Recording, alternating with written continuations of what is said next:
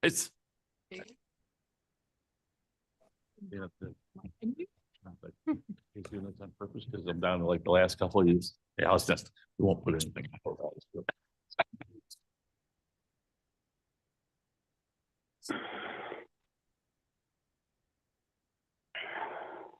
We have two. It is. And it's You not can on. find a agenda. No, he's not on. We make it, right? Agenda's down there. Right? Already got one. Works, so we're good. Okay. Yep, okay. Good morning. I'd like to call the King County Transportation Committee meeting for Tuesday, October 15th to order. And we'll start with a roll call. Berman. Iqbal. Present.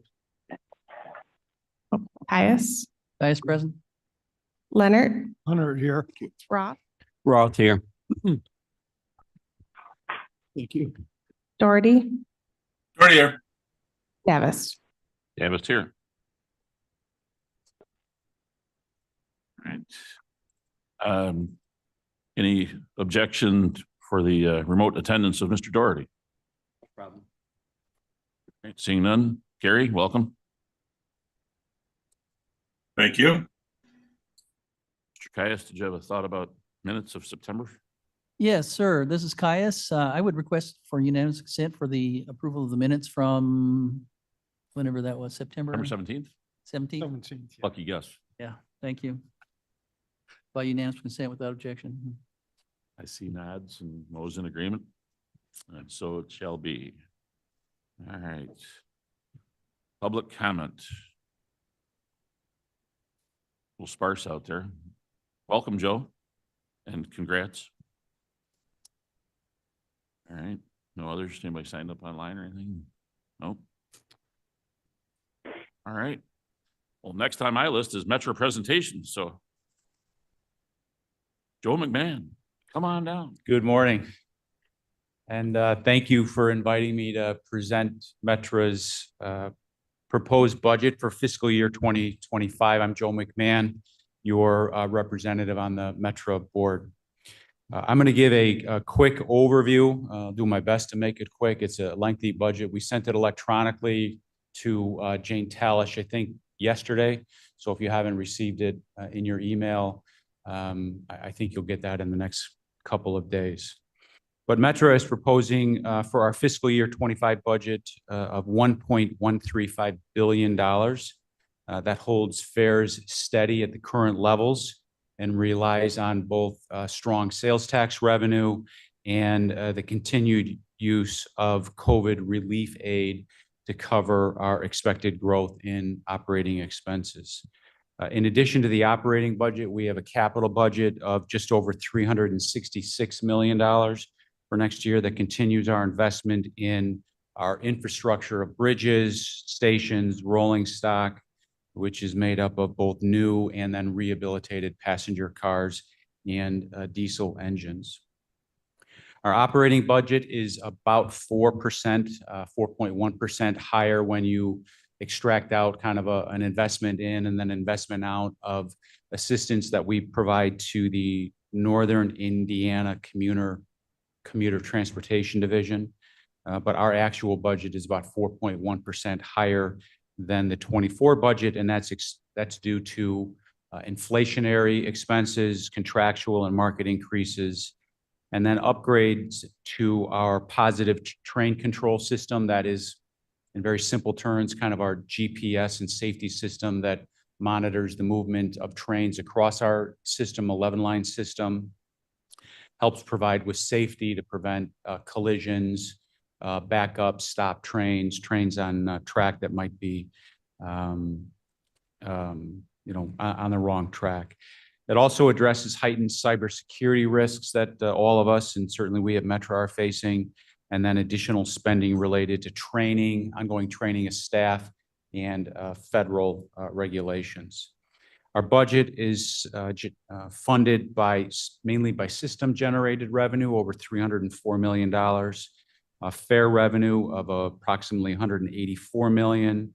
We're projecting a continued ridership growth year over year. We expect ridership growth to increase by about 7% in fiscal year 25. Regional sales tax receipts of $592 million, and then we're using a portion of Metra's remaining COVID relief funding, just over $238 million. There'll be a balance there that we'll use in fiscal year 26 to try to address what we've all referred to as the pending kind of fiscal cliff. Our capital budget allocates funds across 6 different areas. $93.8 million to rolling stock. That's an investment in new cars, refurbishing existing cars, and diesel engines. Over $101 million to maintenance and repairs to our bridges, tracks, and structure maintenance and improvements. $39.2 million to signal and electrical communications projects. Another $57 million to facilities and equipment. And then another $75 million to stations, parking, and then the support activities to deliver and fulfill those capital projects across the region. The capital budget is funded from a different source of funds, primarily state and federal grant funds, PAYGO funds, RTA innovation funds, air quality funds, separate from our operating budget. We'll host public hearings on our proposed budget across the region. Our public hearing in Kane County is scheduled for November 7th from 4 to 6 p.m. here in this building on the lower level. We'll take public comment through in person, through US mail, email, and voicemail. The biggest issue that all of us, Metra and the other service boards, face as we approach fiscal year 26 is long-term funding and what has been described as the impending fiscal cliff. COVID relief funds have been used each of the last couple of years to plug a shortfall in our operating budget as a result of the drop in ridership and system-generated revenue that we've seen drop across the region.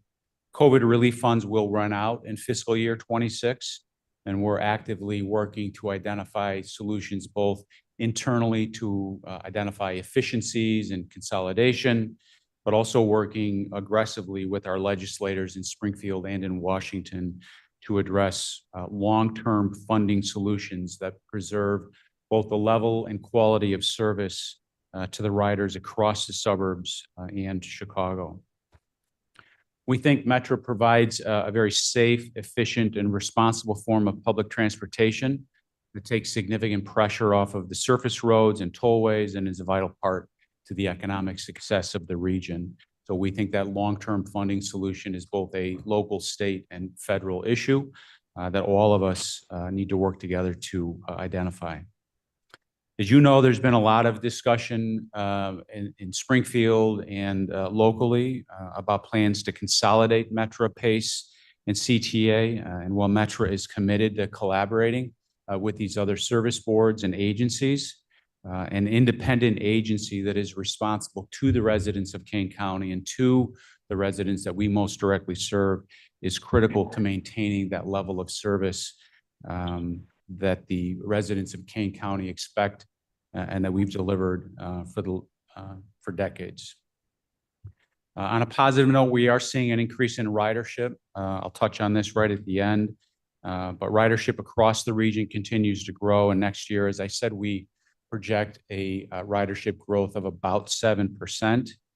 Weekend ridership is currently at or near 100% across the region, not just here in Kane, but across the Collier County region and in the city of Chicago. And ridership by state, other ridership varies greatly by both station, by line, by day of the week. We've seen a significant drop off on Mondays and Fridays.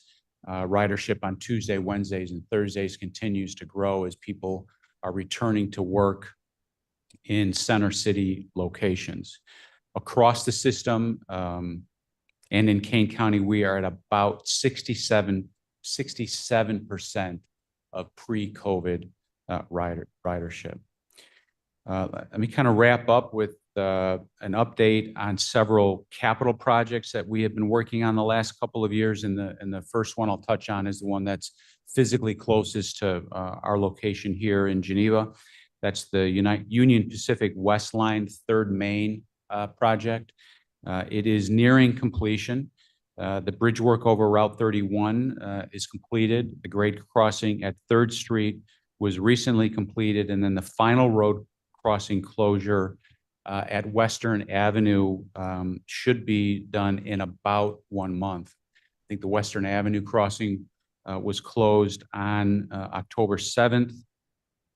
The contractor is anticipating that should be done early November, with the overall project completed in the spring of 2025. So there's both construction work that a contractor is performing, and then the Union Pacific is performing work as well. Union Pacific is telling us that they anticipate having their work done in the spring of 2025. The other project that impacts Kane County most directly is the extension of the Milwaukee District West Line from Elgin to Rockford. And that initiative is a state initiative. It's being funded with state money that does not come out of Metra operations. The state of Illinois has asked Metra to operate that line. That line has proposed stops, additional stops in Elgin, and then obviously new stops in Huntley, possibly the Marengo area, a stop in Belvedere, and then that extension line would terminate in the city of Rockford. That website has its own independent website. That project has its own independent website where members of the public can go to and learn more information about that project. That website is www.chicago-to-rockfordrail.org. That's www.chicago-to-rockfordrail, that's all one word, .org.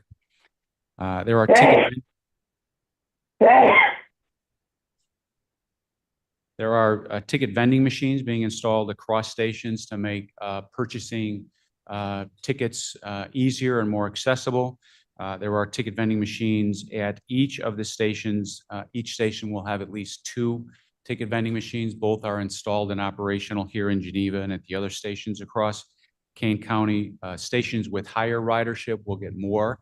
Right now, we have staff in person who is on site at the station. Historically, they've worked from a ticket window. They come out shortly before the trains arrive to provide assistance to individuals who are experiencing the ticket vending machine for the first time.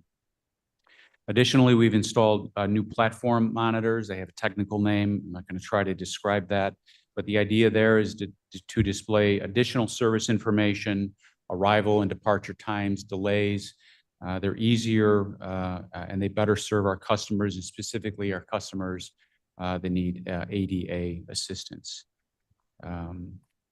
Finally, earlier in my budget presentation, I touched on the investment we're making in new and refurbished rolling stock. And that investment is a combination of both zero-emission 2-car train sets expected to be delivered in early 2027 with kind of a pilot project of those. So a smaller sampling with the balance coming in 2027 through 2029. We have ordered 200 new and refurbished passenger cars, and those should be delivered beginning in 2026, also through 2029. That is a quick overview of our budget. As I indicated, all of you are receiving a electronic copy of the full budget, proposed capital and budget program. I have a hard copy here. I can leave that with you, Mr. Chairman, this morning if you'd like that, but you'll have an electronic copy in your email in the next couple of days. With that, I can try to answer any questions. One thing came to mind for me, just to refresh my memory. When we make the reference to pre-COVID, what was the last, is it fiscal year or is it some other time period? How far back is that? So when I'm we- Trying to remember what the, Yep, when we refer to pre-COVID, we're talking about fiscal year 2019. 19. Okay? Thank you. So when we look at ridership, we use ridership levels at 2019, revenue, service revenue, ticket sales, we refer to 2019. And that's based on the fiscal year of 2019, which was matches calendar, or is it something else? I'm just sorry, just No, I know the Didn't answer to trip you that up, but- question. I think it is December 1. It's calendar year. okay. It's calendar year. Mr. Caius, you had your hand up? Yeah, thanks for being here, Joe. When you refer to train sets, that are high efficiency, low pollution train sets, those, you're talking about locomotives, yeah? So we have both. So we have new locomotives that have already passed environmental testing to reduce emissions. We have also ordered 2-car zero emission train sets that will be a completely different, they will look and operate completely differently than the trains you see across the system today. More like you would see, I know they have some in Kansas City. They're literally 2 cars. They self-operate.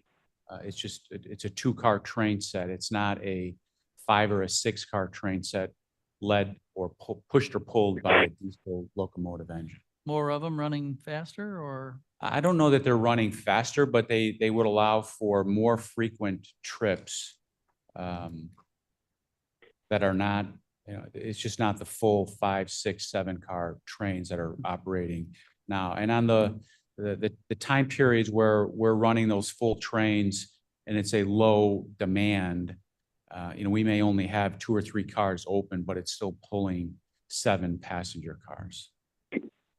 Right, and just, and but yeah. follow up, that 96 million that you're talking about putting into that's part of, this is part of that?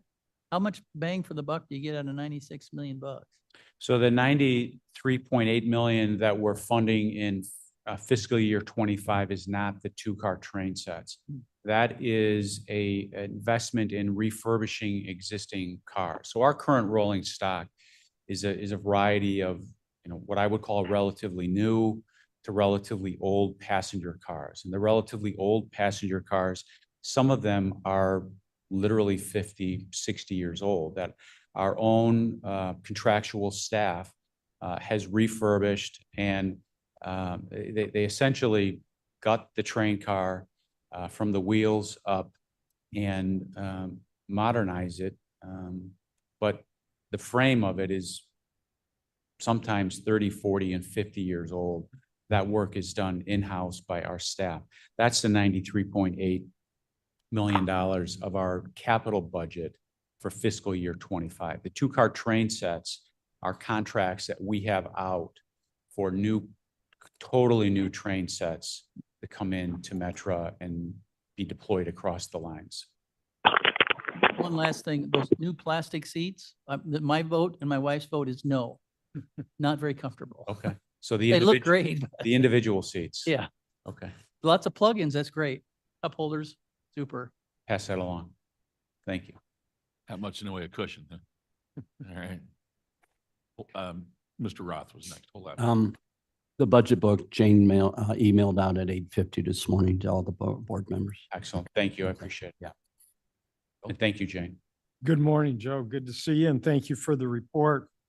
I've got a couple of concerns and you probably don't have answers, but I just wanted to voice those if I could. You had mentioned that your operating expenses or your budget are up 4.1% for 25. And that ridership is up about 7%. My first question is, with respect to the ridership, you said Kane ridership was at 67% pre-COVID. Overall, where's the ridership?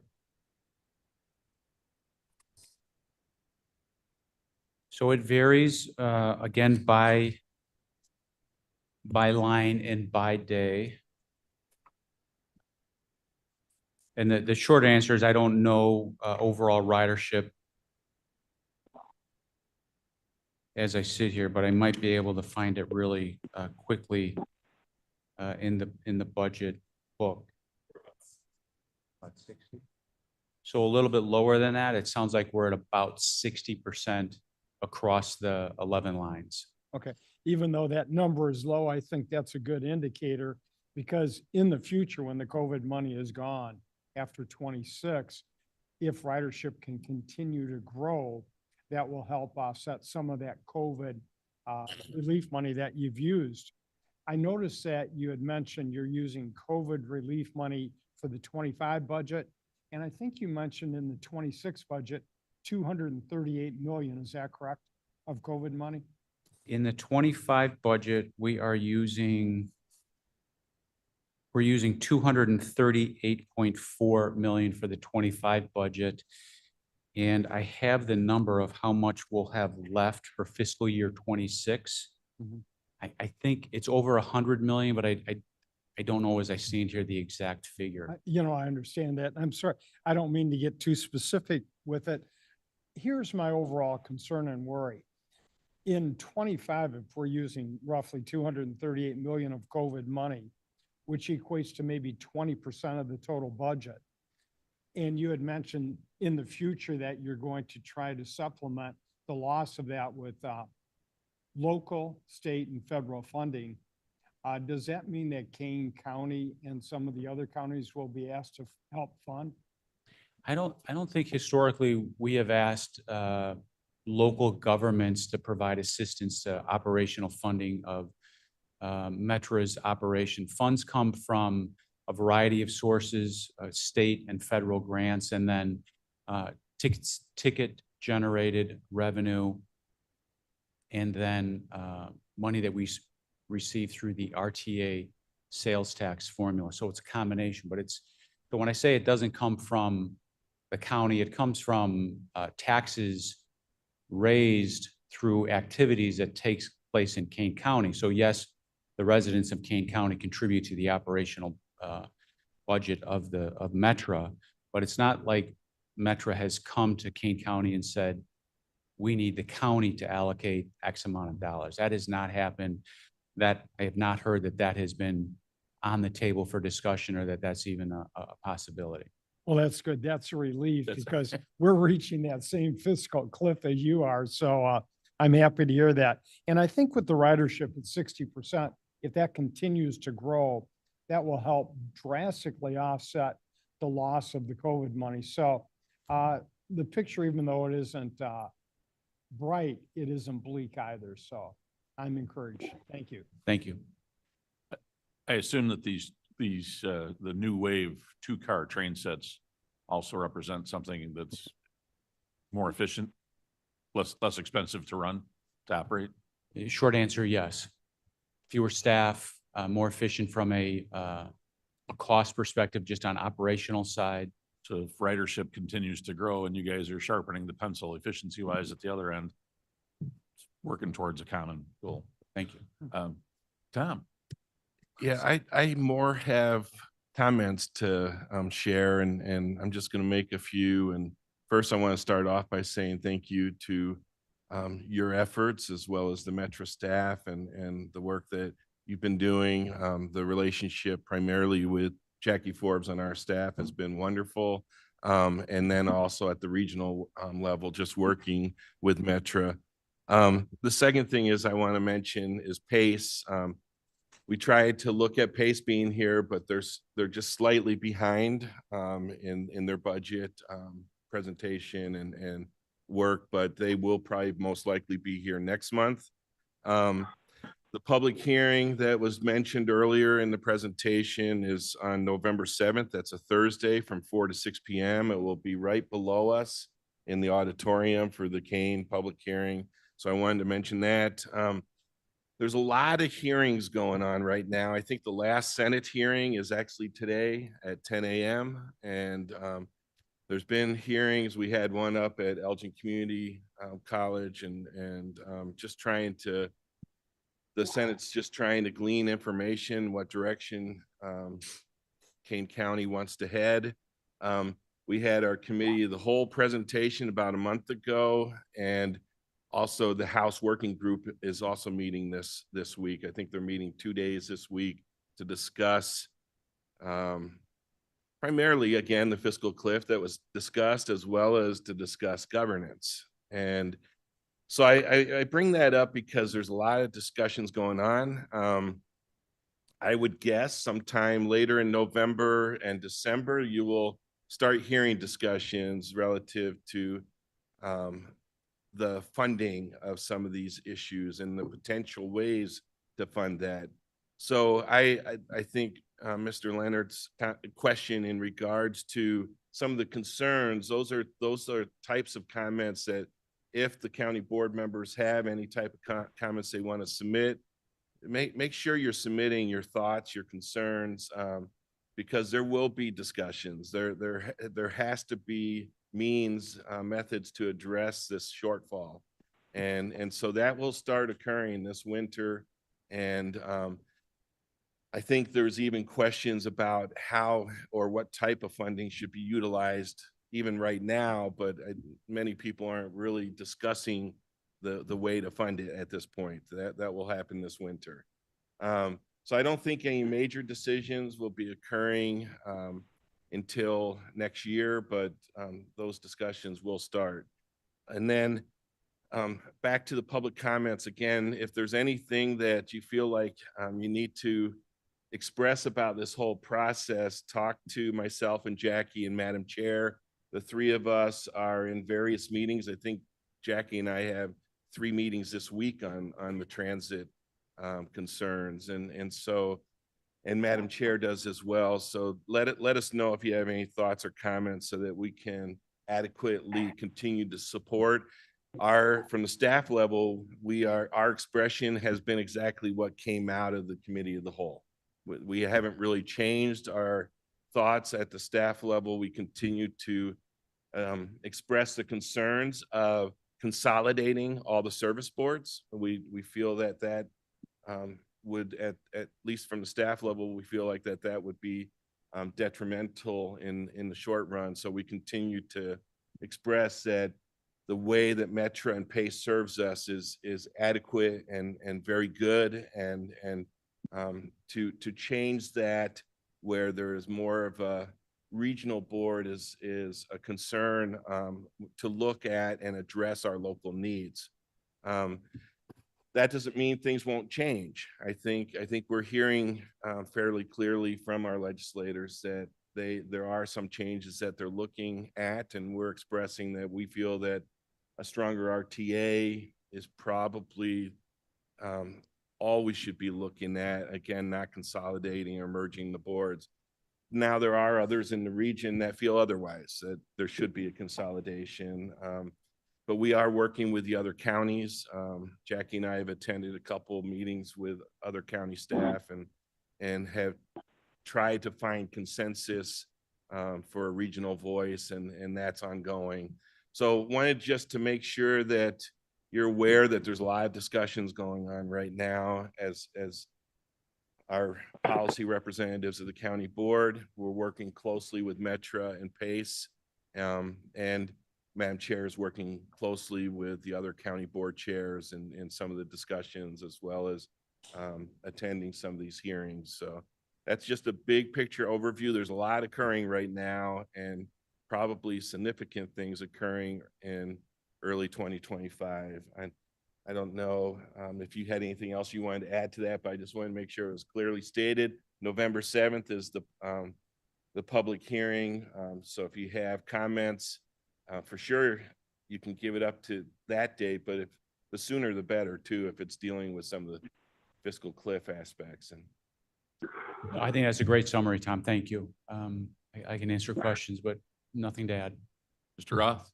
In your proposed budget, page 22, exhibit 6, it gives the current historical ridership and also the forecast, and it's pretty drastic. There's been a huge paradigm shift. You know, in 2019, we had 74 million. With COVID, it dropped down to 19 in 2020 and then 14. And we're at this year, 37 million. And it only shows us over the next 3 to 4 years growing to 43. So we're almost, you know, like barely a little over half of what we were. And it sounds like we'll never get back up to where we were, at least in the foreseeable future, which definitely shows we need to be more efficient, which is what I think you're addressing with the smaller train sets and stuff. So smaller, sorry. No, that's it. I was just, you know, that's a good graph to show how bad, you know, things have gotten. And so in the short term, we've tried to address that with both the smaller train sets and then a redesign of our schedule. We're seeing that Right. more and more passengers are traveling suburb to suburb as opposed to suburb into the center city. And so we've tried to adjust our schedule. We have shrunken the number of zones to try to attract Right. more riders back. We have held fares steady for the last couple of years. Mhm. Long term, that may be something that, you know, we all need to look at to address some of the funding shortfalls. But those are some of the things that we've done in the short term to try to address that really change in the overall ridership across the region. So I think Metro is aware of what it needs to do and it's doing it, which is a good job. Thank you. Anybody else? Well, Joe, Mr. McMahon, thank you very much for being here. Thank you for what you do for us and remembering us here. I'm encouraged to know that your participation is going to continue and your thoughts about the dangers of consolidation. I know you'll be there looking out for our interests. And Tom, your comments are critically important. You know, we thought we had a battle on our hands just fighting to keep our RTA allocation where it should be in our own budget. But what you're referring to, those of you that will be here come December, you really need to keep paying attention because the consolidation effort isn't going to just go away. And if you're not careful and don't, you know, make your voices heard, what the danger is that you either lose a seat at the table altogether or you become such a small part of it as to be diluted and have no significant standing or voice. And that's a danger to us. So, so Tom's warning is true. And you guys, like I say, after next month, I'm going to count on you guys to, you know, keep the battle cry going and be heard. So, In trouble now. yeah, well. All right. Anybody else for Mr. McMahon? No? Joe, thank you very much for being here. Thank you. It's good to see you all.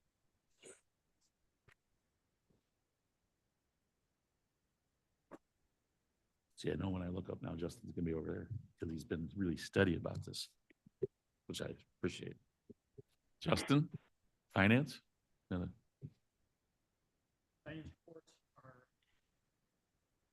Finance reports are in your packet. One thing I would like to point out was there was a reduction in the contractual commitments that is due to the deletion of hazardous waste removal from one of the contracts that was the hazardous waste removal from one of the contracts is now reflected in those contractual numbers. We've known this for some time, but it was just adjusted last month. So if there's any other questions, I can answer those. All right. Anybody questions? Doherty. Yes. Gary, go ahead. Push question. Okay, I know I've asked for this before, but we got 40, 50 things here from Amazon, and it doesn't say what any of them are. Um, so, it's 200 here, 400 there. You want me to approve it? I don't know what you're buying. And that has to have more information to it. It cannot just be, we paid an Amazon bill for $300. We paid an Amazon bill for $200. That's got to stop. Justin, well, I don't know which of you would like to address it. Gary, I do remember you asking about this before, and I believe the answer was that the detail is available. All P card purchases have to be vetted and approved, and there's detail.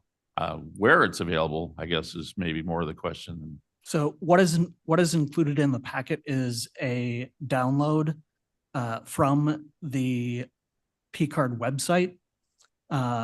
That is how it's received. That is completed by finance. Once that is received by not only transportation, but each department, there is additional detailed information input into the system. Unfortunately, that report is not available by the time the packet has to be put together. However, that information, we do have that information available, and we can provide that to the committee each month, if that is something that So you're saying it'll be available, it'll be a trailing report, it'll be for the month prior. correct.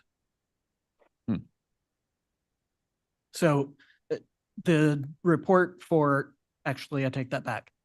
The report for the September purchases, which is what shows in the packet, that report is not available until Thursday or Friday before the meeting.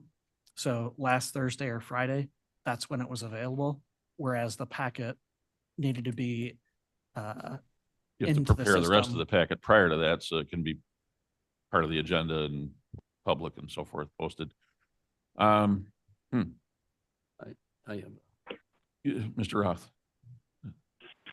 could you email like to the committee members or even to all the board, when it is available? I mean, it would be at least available for us to review a couple days before. I understand, the time is the time and the requirement of when it needs to be in the packet, but at least get it to us as soon as we can. And with that would help, right, Gary? Of course. Of course. All right, it's a little tight on the timeline, but Justin, you Absolutely. up to the task? Yep. All right, We can do that. thank you for the question again, Gary, and staff will get that information available to you. I just have one more. Go ahead. Why are we spending $50 a month on GoToMeeting when we have an extensive relationship with Zoom? Why do we need two? We have Zoom. Why are we also paying for GoToMeeting? We do pay for Zoom. We also pay per license for Zoom. So the GoToMeeting is a legacy account. It's still used. We can move everybody to Zoom, but we'll end up paying either one way or the other. Okay, well, yeah, I mean, it's $700 a year. Let's get rid of excessive stuff if we can do it all in one. Yeah. I think if I understand what Mike is saying is that you could get rid of the GoToMeeting, but you'll add whatever you delete there to Zoom. So you're going to end up at the same place financially. Is that? Not necessarily true. Depending on how the licensing is, you're buying like a time period. So, you buy in huge increments. So it may go up a little, but it should not necessarily be the same or more. It's something we should research and, and get a report back on. We'll do that. All right. Here, now you have homework. Yeah, I mean, so can you give me Go a ahead, short Gary. answer? I can't tell for sure. Is that? Yeah. Oh. Never mind. Okay, thank you. I'm done. Okay, thank you. Anybody else? Anything else you want to add, Justin? Not at this time. Thank you. All right. Mike? Good morning. You'll see attached in the file is the maintenance report. A couple things to highlight. We started our final mow of the right of ways for the fall. We're mowing everything to the backside of the ditch, and we kind of did that where we let the flowers grow and the bunnies have their thing in the spring, and then we're gonna mow it all down now and get ready for winter. With that, 90% of our plow fleet is ready to rock and roll for snow whenever it might come. We're still waiting on about 3 trucks to get loaded up and whatnot, but we're ahead of schedule. Usually we try and have our whole fleet done by November 15th. Next, I would like to highlight just some new technology that we used last winter. We did 3 frost solution cameras. So they are a mini weather station that we lease. It's about $2,500 per camera to lease for the year. With that, any upgrades to the camera or the sensors is covered by Frost Solutions. They just ship you out a new camera or new solar power, new battery, whatever it might be. The nice thing about these is they're portable, so we're able to remove them from spots after winter and move them to different spots in the summer. So for the summer, we had them up on concrete roads, monitoring concrete road temperatures during the extreme heat. And we're actually pulling them down this week to put them back into their winter mode and put them out on the far west end of the county, watching those areas. So what it will tell you is it will actually give you an hourly forecast of what the air temp is, what the surface temp is, and wind speed. And it will actually tell you when the road is predicted to be snow covered and when ice is predicted to be on the road. We use it a lot for dew point and predicting frost. So a good example is like tomorrow, the dew point at 5 a.m. is going to be 29 degrees. And when the dew point is higher than the surface temperature, you'll have frost on the road. So our surface temp tomorrow is predicted to be about 34, 35 degrees. So we know that we're good. We're not going to have any frost in the road. So what it's allowing us to do is it's allowing us to save material, make smarter decisions when we go to anti-ice. And accuracy is probably 90% accurate last year. It struggled with freezing rain and the ice, but they're working on that. The more that you have in the county, the more areas you have, the smarter they get. So I've been working with the local townships to get them on board. And I will say that this winter through the 16 townships, about 12 of them are going to sign up. So we're going to have another 12 throughout the county. And if you have access to one, you have access to everyone's.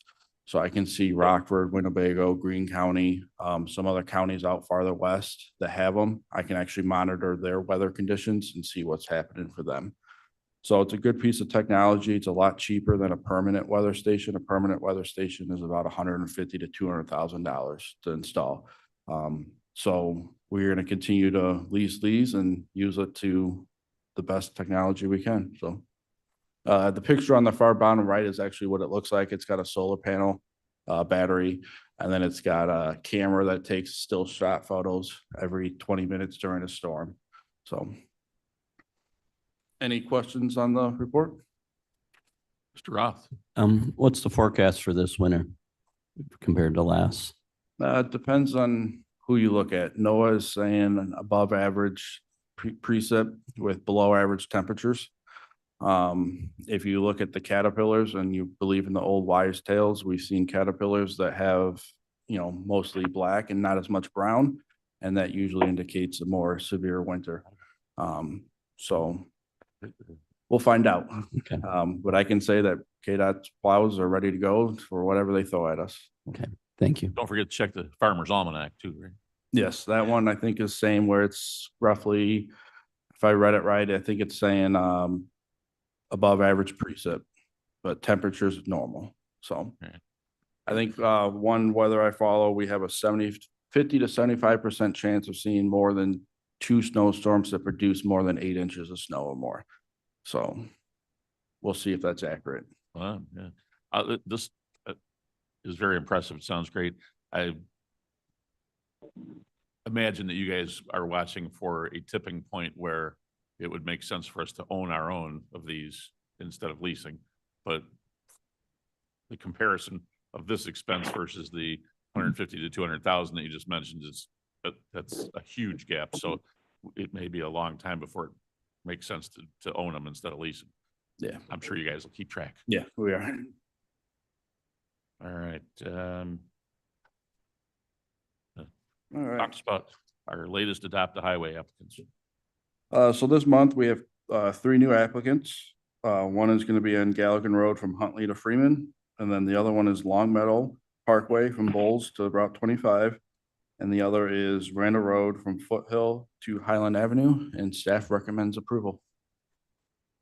Caius would move. Moved by Mr. Caius. Roth will second. Second by Mr. Roth. Questions, comments? Oh. Mr. Chairman, Yes, sir. yeah, my question is, what's the purpose of this adopt a highway? And I discussed it with Tom. Do these people who adopt highway really do anything? Is it just ceremonial or? I'm sure Doing nothing. I'm sure there's a variety of response from the people that do it, but yes, I think they actually do go out. Yes, so we do monitor when they pick up. They are required to pick up twice a year, spring and the fall. April and October is usually the time we recommend. With that, anytime we pick up the orange bags that they leave, we notify Dustin Sundquist, who runs the program. So he keeps track of who isn't picking up. And if they're not picking up, I don't know the exact time frame, but if they're not picking up, they are removed from the list. And it is a great benefit to the county because usually in the spring, after snow's all melted and the ditches are too wet to do any work, we will send our crews out to pick garbage up for a couple weeks. And we kind of skip the areas that are adopted. That allows us to get more of the right of way picked up faster and looking cleaner, because usually right after we get heavy snow, there's just a lot of trash that's just buried under the snow that comes to light when it all melts. Yeah, Mr. Chairman, follow-up, this is Ellen. If they are doing good job, Hold we on should- just a second, Deb. if they are doing such a good job, we should appreciate and offer them a lunch or dinner as a volunteer. Okay. Sure. Party at your house? Mr. Chairman.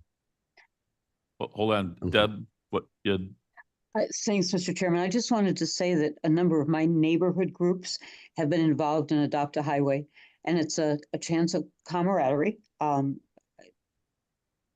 People show up usually on a Saturday morning and pick up the litter. I once found $100 bill which went into the neighborhood group's kitty, and the payoff is having your name on the sign. So thanks for asking, but some of us are out there having a good time. okay. Mr. Roth. Our Knights of Columbus do on Randone. They've been doing it for over 10 years, and twice a year, about a dozen of the Knights go out, and one of the Knights bring all the donuts and the coffee. So they get a lot of garbage and some unusual stuff sometimes too. Oh, yeah.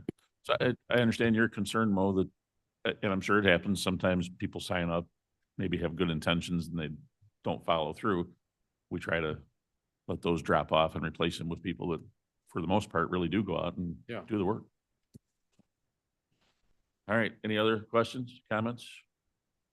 Roll call, please. Let's vote. Berman. Iqbal, Iqbal, yes. Caius, Caius, yes. Leonard, Leonard, yes. Roth, Roth, yes. Ford, Doherty, Yes. Davis. Davis, yes. Ooh, more trucks Yes. and equipment. So next is a resolution for 6 body and equipment packages for the installation on the 6 tandem axle trucks that were taken to county board last meeting, the cabin chassis for the King County Division of Transportation. We went through Henderson Truck Equipment through Sourcewell contract on this one. The reason we did that is because now that trucks are becoming a little bit more available, the bodybuilders are now back up. So Henderson is the only one that were able to get us the bodies built in FY 25. The few other ones are pushing out to FY 26 and 27 to get theirs built. So we went through Sourcewell to lock in with Henderson. Total purchase price is $986,734. With that, 2 of those body packages, like I said, are a little bit more money. They're gonna have slide-in anti-icing tanks to help us reduce our salt usage and frost on the roadways. With that, staff recommends approval. Roth will make the motion. Moved by Roth, Leonard will second. second by Leonard. Mike, this is some of this actually goes back as far as 23 or 24. We've been, had to wait and Yeah. anticipate and Actually, once COVID hit in 2020, we got those 2021 and 2022, we really started pushing our trucks back due to demand and we couldn't get them. And this will bring us right back to where we were at. Historically, I forecast trucks all the way out to 2055 when they're due roughly for replacement. 4 of these trucks were due anyway in 2025 and 2 were held over from COVID years that we just needed to get caught back up. almost back on the spot on the curve where we should be. After this, we'll be 100% back up to where pre-COVID and our Excellent. truck replacement. Okay. All right. Any other questions? Berman, Yes. Iqbal, Well, yes. Caius, Guys, yes? Leonard, Leonard, yes. Roth, Roth, yes. Ford, Doherty, There it is. Davis. Davis, yes. All right. Thank you, Mike. Jackie? Hey, good morning. In your packet is our planning and programming report. Excuse me, Mr. Chair. Excuse me. Yes. Gary? I can't hear Ford. How did he vote? Ford, yes. Thank you. No problem. All right. Go ahead, Jackie. Okay. I have a summary of our safety action plan. Mr. Roth, you had asked me to send a link out to everybody. I have it in the packet here and I will send that out. So everyone can go to our safety action plan website. You can take the survey. You can put hotspot areas that you believe we have in the county on a map and with a pin. We did have an event on Sunday with Abate, which is a motorcycle advocacy group. It was out at the Sycamore Speedway. I haven't had a report back on how that went, but we were going to have large foam maps where people could walk up and mark on the map any areas they have. We had coloring pages for kids who were there and also directing folks to the website to take the survey. So we're hoping that we had a good turnout of folks who not only came because of our event, but in general, the toy drive that they were having there during the day. Our impact fee program, I haven't provided you with a report in a while. We are going to tweak those reports a little bit again, but I wanted to let you know that we are still monitoring that. And next month I'll come to you with a new report. Justin's going to help me get that data together in possibly a little different way. So it's more meaningful for you. And believe it or not, it is time to start the next 5-year update to the impact fee ordinance and comprehensive road improvement program. So we will be going out soon to select a consultant to start that work. It can take anywhere from 18 months to 2 years to do that. And our next update is due in the beginning of 2027. So it is time. And that concludes my report. All right. Any questions or comments on planning and programming report? All right. You have a resolution for us also. So let me get that up in front of me here. We have a project coming for recessed reflective pavement markers. We do have federal funds to put toward this project. And as is typical, we have an agreement with IDOT for that funding, which is included in your packet. We recommend approval of signing this agreement with IDOT so that we can receive the federal funds. Roth will make the motion. Second. Moved by Roth, second by Berman. Mike, are we pretty happy with the job they do so that the plows go over them without catching them? That's good. All right. Any questions? Or I think I had a question. Where this is the reflective pavement markings? Yeah, recessed reflective pavement markings. On And it'll this- be various locations throughout the county. It's that recessed part I was talking about that's important. Yeah, so it'll be We'll get them deep enough. that- lower. than the roadway. And these are estimated amounts I see in the summary, 535, 113. Yeah, those are our estimated amounts at this time. We won't know the actual amount until we let the bid for the project. So I want to point that out, that there are times that we do this where we're trying to keep up with things that are happening, that it's important that we move these along in procedural through the committee so that with the time that we can strike, we will have this. That is an That excellent was point. brought up at another meeting and just want to. Good reminder. Thank you. emphasize that. Okay, thank you. Mr. Chair, I did have a question. On the average, how long do they last before they do come out?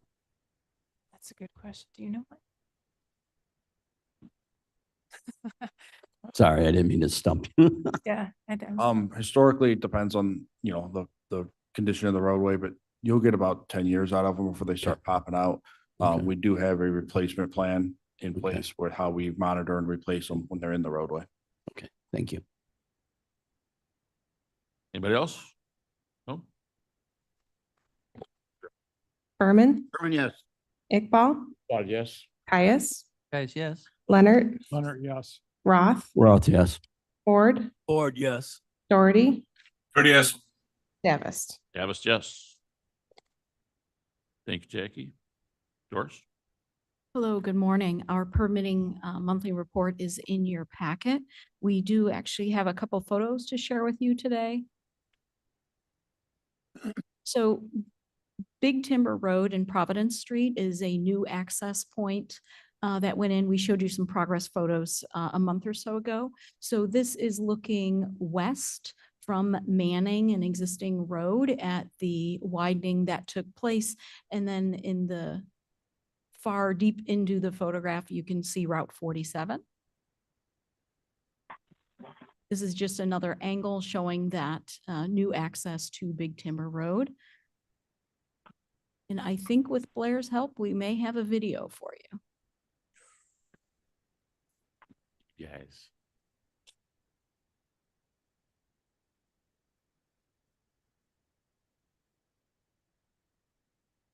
So this video is done with a drone. We're actually traveling in the eastbound direction.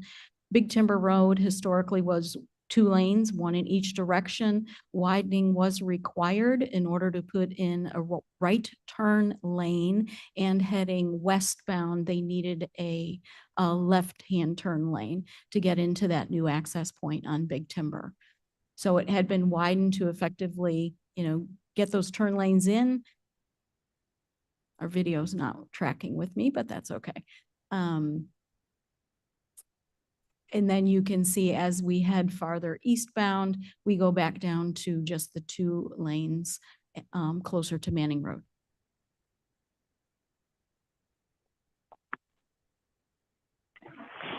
You have any questions? How many houses or units are in that? That was a development, There are right? 1,007 new units that will be, Big one. yeah. So this is in Pingree Grove. Sorry, I didn't say that. The developer was DR Horton, contractor was Ryan Central. So there's over 1,000 homes that'll be coming through there, and the traffic impact study dictated those improvements to take place.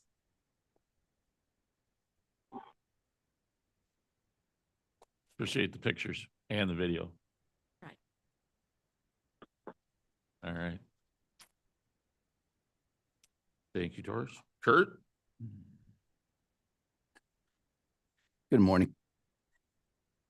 So for the traffic operations report, as always, a list of things that traffic operations staff has been working on for the past month or so. I would just highlight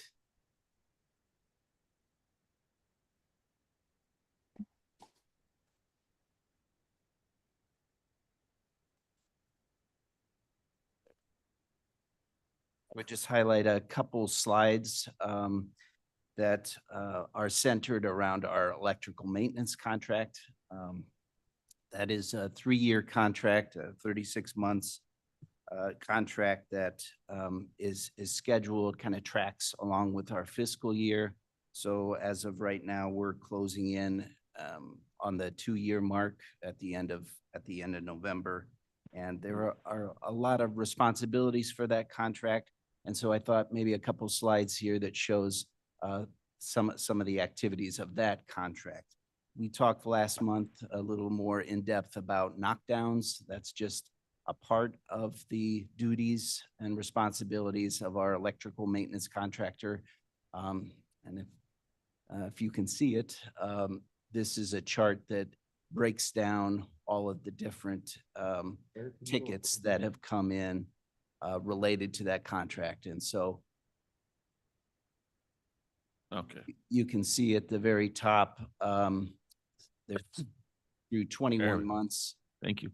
there's 666 tickets that have come in, and all of those, but 7 are closed. And you can see the primary cause of those tickets, how they were categorized.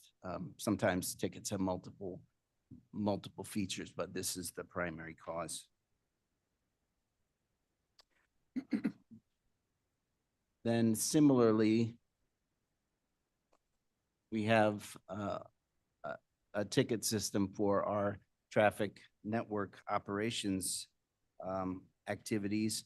And this represents the fiber optic network. We have about 60 plus miles of fiber optic network that links our traffic signals together throughout the county. And we need to stay on top of that as well to make sure there's good communication from signal to signal. We also have communications with important field devices, typically at intersections as well, that help run the intersection, not just the controller that does all the thinking about when to shift the timings, but other elements as well, dome camera, conflict monitor, those kinds of things that look for problems there. So the ticket count there, 307, and most of those have been addressed.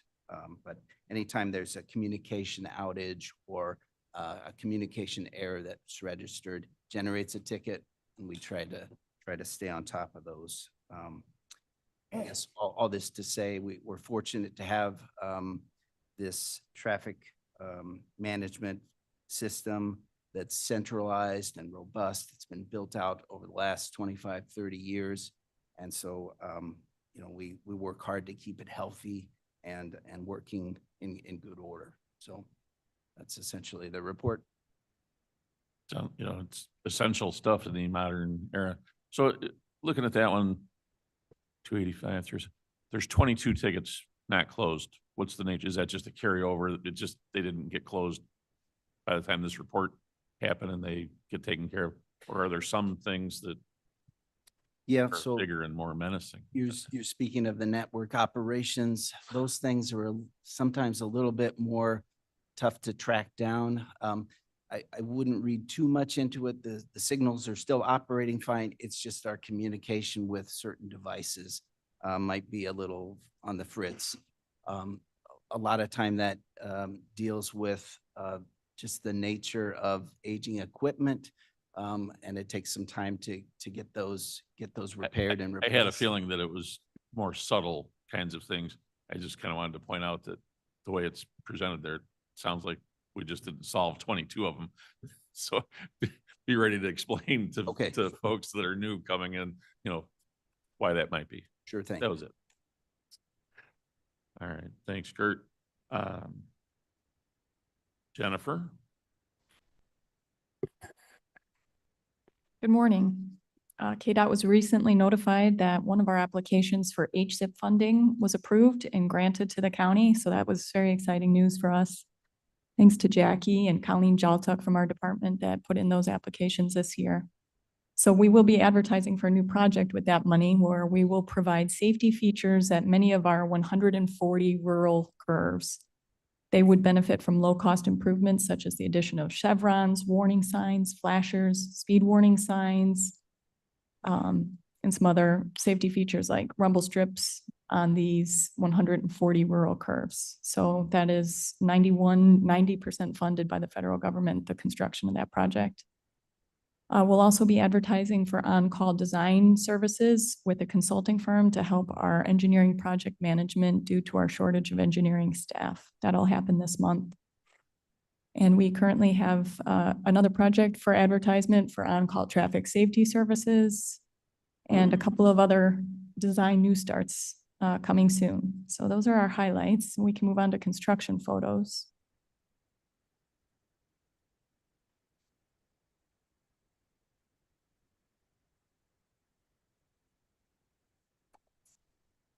There it is. All right. Though the road is open, crews are still working at Long Meadow Parkway.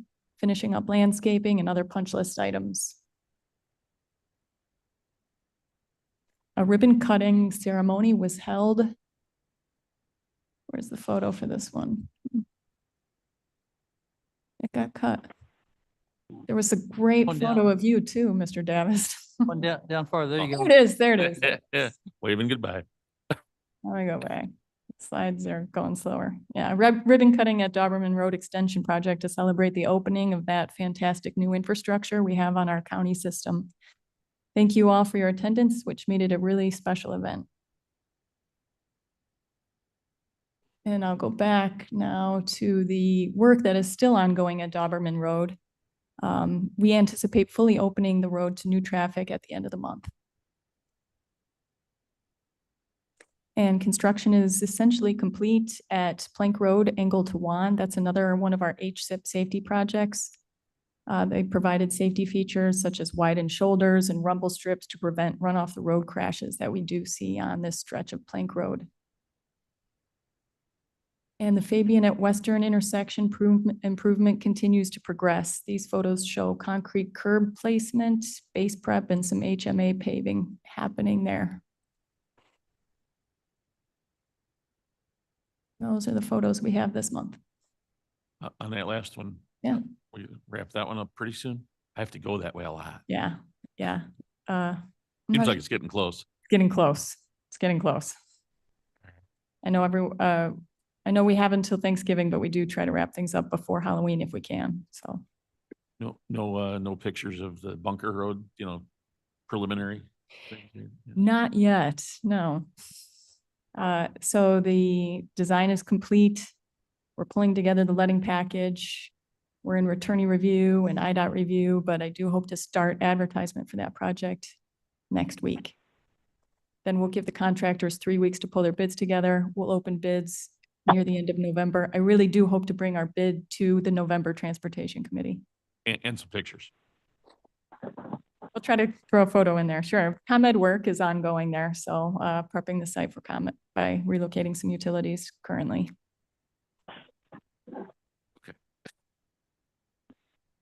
All right. And you have a resolution for us.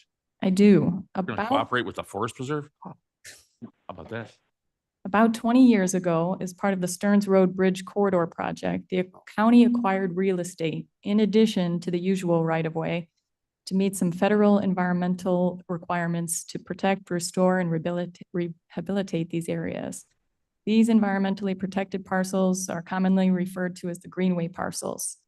At the same time, 20 years ago, an IGA was entered into with the Forest Preserve District to convey these parcels to the district for public access once the federal terms and conditions of the environmental restoration were complete. In 2017, the Army Corps determined that these terms and conditions of the Greenway parcels were successfully completed. And since then, KDOT has further enhanced and restored the Greenway parcels.